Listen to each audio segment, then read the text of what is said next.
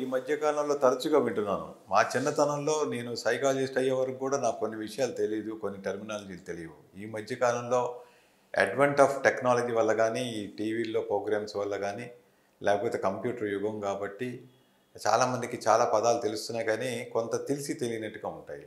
Depression అనే word అందరూ వాడేస్తున్నారు. పిల్లల్లో కూడా డిప్రెషన్ ఉంటుంది, పెద్దల్లో ఉంటుంది, అందరిలో ఉంటుంది అన్నట్టుగా తెలిసిపోయి అన్నిటికీ డిప్రెషన్‌కి గురయ్యానండి అంటారు. నేను డిప్రెషన్ అయిపోయానండి, చాలా డిప్రెస్ అయ్యాను అని చెప్పేసి. కనుక ఏంటంటే ఈ వర్డ్ తెలుసు కానీ అది కరెక్ట్‌గా అది ఎట్లాగా మనం డిప్రెషన్ అనుకోవాలి, కుంగుదల అనుకోవాలి, ఎందుకు వస్తుంది, ఏంటి అనేది కూడా నాలెడ్జ్ కోసం తెలుసుకోవాలి. ఇందులో చాలా రకాలుగా ఉంటూ ఉంటాయి. కొంతమందికి ఏంటంటే జీవితము వడ్డించిన విస్తరలాగా ఉంటుంది. అన్నీ ఉంటాయి. సౌభాగ్యం ఉంటుంది, చక్కటి ఆస్తిపాస్తులు ఉంటాయి, స్థితిగతులు ఉంటాయి, అన్నీ ఉంటాయి. అయినా కూడా ఎక్కడో తెలియని అన్‌హ్యాపీనెస్, సంతోషంగా ఉండలేరు. ఎప్పుడు ఏదో ఒక ఆలోచనలు లేని దానికోసం చూస్తుంటారు. అన్నీ ఉన్నా కూడా. లేకపోతే అసలు ఆనందించలేరు. దేని మీద ఫోకస్ ఉండదు. ఎవరో నలుగురు కూర్చొని చక్కగా మాట్లాడుకుంటే ఆ మాటలతో ఒక జత కలిపో లేకపోతే వినో అది పార్టిసిపేట్ చేయలేరు. అసలు ఫోకస్ ఉండదు దేని మీదైనా కూడా. తర్వాత వాళ్ళకి ఎలాగంటే ఏదో కోల్పోయిన వాళ్ళలాగా చార్జ్ అవ్వనట్టుగా చాలా దిగులుగా ఉన్నట్టుంటారు. ఏంటి అని అడిగితే వాళ్ళకే తెలియదు ఎందుకో. ఇది ఒక టైప్ ఆఫ్ ఉంటుంది. ఇటియాలజీ ఈజ్ నాట్ నోన్ అనమాట. ఇది ఇడియోపాథిక్ డిప్రెషన్ అనమాట. వాళ్ళకి ఏం కారణం ఉండదు, ఏ కష్టం ఉండదు. అయినా కూడా దుఃఖంగా ఏదో పోగొట్టుకున్న వాళ్ళలాగా ఉంటూ ఉంటారు. కొంతమందికి ఈ వర్క్ ఒత్తిడి ఎక్కువైపోయి, ఇందాక నేను డిస్కస్ చేసిన విధంగా యాంగ్జైటీ అనేది ఎక్కువైపోయి, కొన్ని ఫెయిల్యూర్స్ని చూసి కొన్నిసార్లు అనవసరంగా తిట్లు తిని, తరచుగా తిట్లు తింటూ, ఆ తిట్ల వల్ల మానసిక బాధను అనుభవిస్తూ, వేళకి తినక మీల్ కూడా స్కిప్ చేసేసి చివరికి మాటలు అనిపించుకొని నిద్ర ఈ ఒక్క ఆవేదనతో, ఈ ఒక్క టూ మచ్ వర్క్ లోడ్తో, ఫిజికల్గా మెంటల్గా వర్క్ లోడ్తో నిద్ర కూడా పట్టదు. నిద్ర ఎవరికైనా కామ్గా చక్కగా మంచి ఆలోచనలు చేస్తూ, లేకపోతే భగవత్ నామస్మరణ చేస్తూ రేపటి గురించి మంచిగా ఆలోచించుకున్న వాడికి నిద్ర వస్తుంది. లేకపోతే ఒక ఆప్టిమల్గా అలసిపోయిన వాళ్ళకి, అంటే ఒక వర్క్ సాటిస్ఫాక్షన్ ఉండి అబ్బా ఈరోజు ఇది చేశాను నేను, చాలా గొప్పగా ఉంది అని చెప్పి తనకు తను అభినందిస్తూ ఆ చేసిన కష్టానికి ఆప్టిమల్గా, అంటే ఎంతవరకు ఆ మనిషికి శక్తి సామర్థ్యాలు ఉన్నాయో అక్కడ వరకు వర్క్ చేసి పడుకుంటే బ్రహ్మాండమైన నిద్ర వస్తుంది. అది వేరు. కష్టపడి నిద్రపోతున్నాడు అంటారు చూసారు అట్లా. వీళ్ళకి ఓవర్ కష్టం అయిపోతుంది మానసికంగా, శారీరకంగా. అది ఒక రోజుతో పోయేది కాదు. ఆ మొహమాటం కొద్దో, కమిట్మెంట్స్ కొద్దో ఒప్పుకుంటున్నారు, గెట్ క్యారీడ్ అవే అన్నట్టుగా ఉంటుంది కొంతమంది. పై వాళ్ళు ఏం చెప్తే అదే మాట.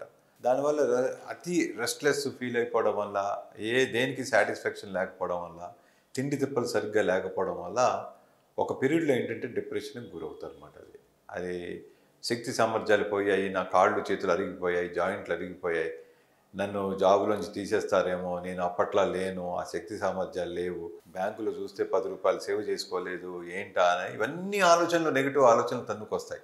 కొంతమందికి ఏంటంటే నేను ఎలా బతకాలి, ఇప్పుడు నేను బాగా పరిగెడుతున్నంతకాలం వాడుకున్నారు వీళ్ళు, ఇప్పుడు నాకు జాయింట్ పెయిన్స్ వచ్చేసాయి, నేను ట్రావెల్ చేయలేకపోతున్నాను, లేకపోతే నేను ఎంత చేస్తున్నా వీళ్ళకి సాటిస్ఫాక్షన్ ఉండలేదు, కొత్త కొత్త వాళ్ళు కాంపిటేటివ్గా వచ్చేస్తున్నారు, కొత్త కొత్త స్కిల్స్తో వస్తున్నారు, కొత్త క్వాలిఫికేషన్తో వస్తున్నారు, నా పోస్ట్కి ఏంటి అని చెప్పి ఇన్సెక్యూరిటీ ఫీల్ అయ్యి ఒక రకంగా డిప్రెషన్కి గురవుతారు. ఇంకొకళ్ళు వాళ్ళకి హెల్త్ ఎలిమెంట్స్ సరిగ్గా ఉండవు. ఎస్పెషల్లీ ఆస్తమా, సిఓపిడి, లేకపోతే క్యాన్సరు, కొన్ని హెచ్ఐవి, ఇట్లాంటి వాటిలో ఏంటంటే ఆ రోగాన్ని తలుచుకొని ఆ భవిష్యత్తు ఉండదు, ఇంకా ఇలాగని ఈ రోగంతో ఈ జీవితం అంతా గడపాలి, లేకపోతే ఎప్పుడు ఏం అవసరం పడుతుందా, లేకపోతే నా గురించి ఇతరులు ఏమనుకుంటున్నారా, నన్ను అసహించుకుంటున్నారా, ఇట్లాంటి ఆలోచనలన్నిటితో అది నిజమో కాదో అనేది తర్వాత. ముందు ఇలాంటి ఆలోచన వాళ్ళకు వచ్చి డల్ అయిపోతూ ఉంటారు అనమాట. డల్ అయిపోయి అన్నం చేదైపోతుంది, తినబుద్ధి అవ్వదు. నిద్రపోదామంటే మళ్ళీ ఇవే ఆలోచనలు వస్తూ ఉంటాయి. టైం చూసుకుంటూ ఉంటారు, అటు తిరగా ఇటు తిరగా, ఏమి ఫోకస్ ఉండదు. ఏదైనా బుక్ చదువుదామంటే కాసేపే చదువుతారు, తర్వాత నుంచి ఇంట్రెస్ట్ ఉండదు. మళ్ళీ ఏదైనా ఒక టీవీ ఛానల్ చూద్దామంటే కాసేపు అది చూస్తారు, ఇంకొక ఛానల్ ఏవి నచ్చవు. ఇలా అయితే అది కూడా డిప్రెసివ్గా అది లక్షణమే అన్నమాట. ఇది వరకు దేని మీద అయితే వాళ్ళకి ఇంట్రెస్ట్ ఉండేదో, వ్యామోహం ఉండేదో, చక్కటిగా రిక్రియేషన్ అయ్యేవాళ్ళు ఇప్పుడు అది అవ్వటం లేదు. వాళ్ళలో మార్పు వచ్చింది. వెయిట్ తగ్గుతారు, అలాగే నిద్రపోరు. లేదా కొంతమంది కొన్ని కేసుల్లో టూ మచ్గా తింటారు, కార్బోహైడ్రేట్స్, స్వీట్స్, అవి ఇవన్నీ బొక్కుతారు. ఎందుకంటే అది ఒక పార్ట్ ఆఫ్ డిఫెన్సివ్ మెకానిజం. అందుకని ఇలా డిప్రెసివ్గా ఉన్న వాళ్ళకి చాలా సపోర్ట్ కావాలి. వీళ్ళకేంటంటే మెడికల్‌గా ఒక ప్రిస్క్రిప్షన్ కావాలి. యాంటీ డిప్రెసెంట్స్ కావాలి తప్పనిసరిగా. అదేవిధంగా కౌన్సెలింగ్ అనేది మోర్ దెన్ 50% అవసరం. చాలా చాలా అవసరం. ఎక్స్‌పర్ట్స్ చేత కౌన్సెలింగు, అలాగే ఇంటర్నల్ కౌన్సెలింగ్. వాళ్ళని వాళ్ళే మోటివేట్ చేసుకోవాలి. కౌన్సెలింగ్ చేసుకోవాలి. ఎందుకంటే కౌన్సెలింగ్ సెషన్ అనేది ఒక 3, 4 అరేంజ్ చేయగలుగుతారు. అది కూడా ఆమె వెళ్ళి చేయాలి బయటికెళ్ళి. అట్లా కాకుండా ఇన్‌స్టంట్‌గా ప్రతిరోజు తను మోటివేట్ చేసుకునే ట్రిక్స్ అవి కౌన్సెలింగ్ ప్రాసెస్‌లో నేర్పిస్తారు. అవి వాళ్ళు ప్రాక్టీస్ చేయాలి.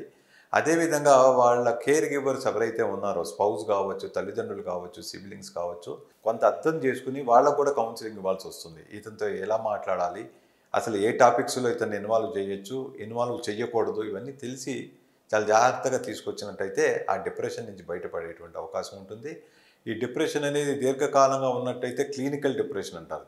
అదేవిధంగా పర్సిస్టెంట్గా ఉంటుంది కొంతమందికి, ఒక 1 ఇయర్ 2 ఇయర్స్ అదంతా కూడా పర్సిస్టెంట్గా ఉంటుంది. కొంతమందికి ఉండి ఉన్నట్టుగా ఉంటుంది, డిస్టిమియా అనేవారు. ఇట్లాగా ఎవరైతే మీరు ఈ ఒక్క సారోఫుల్గా, సాడ్గా, హోప్లెస్గా ఉన్నప్పుడు ఒకసారి సైకియాట్రిస్ట్ని కానీ సైకాలజిస్ట్ని కానీ సంప్రదిస్తే అది ఎంతకాలం నుంచి ఉంది, మీ ప్రొఫైల్ ఏంటి, ఆ రూట్ కాజ్ ఏంటి, అది చూసి మీకు హెల్ప్ చేసేటువంటి అవకాశం ఉంటుంది. మొన్న ఒక పేషెంట్ గురించి మీకు ఇంట్రెస్టింగ్గా చెప్పాలి. అతనికి దాదాపుగా 42 ఇయర్స్ అట్లా ఉంటాయి. అతను చాలా చదువుకున్న వాళ్ళగా ఉన్నాడు, మంచి పోస్ట్ చేస్తున్నాడు, చాలా ఆర్థికంగా స్థితిగతులు బాగున్నట్టుగా ఉన్నారు. ఏంటి ఈయనకి ప్రాబ్లం అనుకున్నాను. ఆయన చెప్తూ ఉన్నాడు, నేను ఇట్లాగా స్క్రాచ్ నుంచి స్టార్ట్ అయ్యానండి, పట్టుదలతో, ఆసక్తితో ఎప్పటికప్పుడు డెవలప్ అవుతూ వచ్చాను. నన్ను నేను ప్రశ్నించుకునేవాడిని, ఈరోజు అయింది, ఈరోజు నేను ఏం నేర్చుకున్నాను, నేను ఈరోజు ఏం చేశాను, ఏం సాధించాను అనేటువంటి మనస్తత్వంతో ముందుకు పోయానండి. ఎంతోమంది నాకు కాంపిటీషన్కి వచ్చినా కూడా వాళ్ళందరినీ దాటుకుని అధిగమించి నేను ఎప్పుడు నిరూపించుకునేవాడిని. ఇలా వెళ్ళిపోతున్నాను.